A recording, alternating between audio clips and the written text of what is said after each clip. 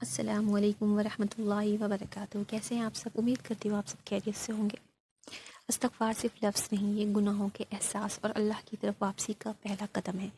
گناہ انسان کو توڑ دیتے ہیں، استغفر اللہ انسان کو جوڑ دیتا ہے۔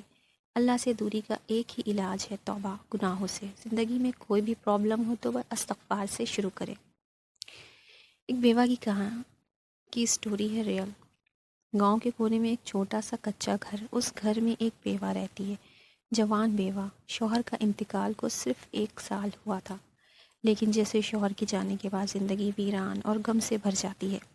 نہ کوئی سہارا، نہ کوئی اپنا، صرف ایک چھوٹی سی بیٹی 4 سال کی، اور آنسو سے بھری راتیں۔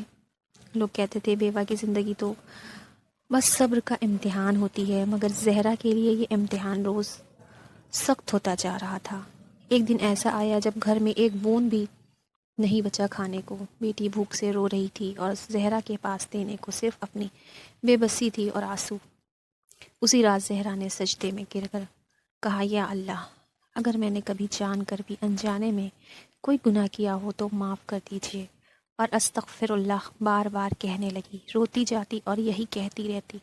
نہ کوئی لمبی دعا، نہ کوئی شکایت، صرف دل سے نکلا ہوا استغفر اللہ، اور سو گئی۔ صبح فجر کی نماز پڑھی، پھر کچھ ایسا ہوا جو اس کی زندگی بدلنے والا تھا۔ صبح دروازے پہ دستک ہوئی، باہر ایک بزرگ کھڑے تھے، ہاتھ میں ایک تھیلا۔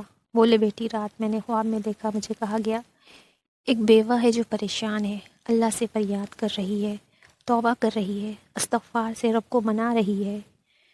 میں یہاں اللہ کے حکم سے آیا۔ زہرا کھڑی کھڑی کانپنے لگی اور رونے لگی اور اللہ کے حضور سجدے میں گر گئی، شکر ادا کرنے لگی۔ پھر زہرا نے تھیلے کو کھولا، اس میں راشن تھا، کپڑے تھے، پیسے تھے، صرف 1 دن کے نہیں، مہینوں کے۔ اور بزرگ نے جاتے جاتے کہا، یہ استغفر اللہ صرف الفاظ نہیں، اللہ کی رحمت کا دروازہ ہے۔ سبحان اللہ۔ استغفر اللہ جو دل کو ہی نہیں، بہتر قسمت کو بھی بناتا ہے، قسمت کو بدلتا بھی ہے۔ آپ بھی کسی پریشانی، پرابلم یا مصیبت میں ہو تو استغفار کو اپنی زندگی میں شامل کریں۔ انشاءاللہ اللہ تعالیٰ بھی آپ کی پریشانی کو دور کریں گے اور آپ کی مصیبت کو دور کریں گے انشاءاللہ۔ میری دعا ہے جو بھی پریشان ہے اس کی اللہ تعالیٰ پریشانی کو دور کرے، جو بھی بیمار ہے اللہ تعالیٰ اس کی بیماری کو دور کرے، جو بے اولاد ہے اس کو اولاد عطا فرمائے۔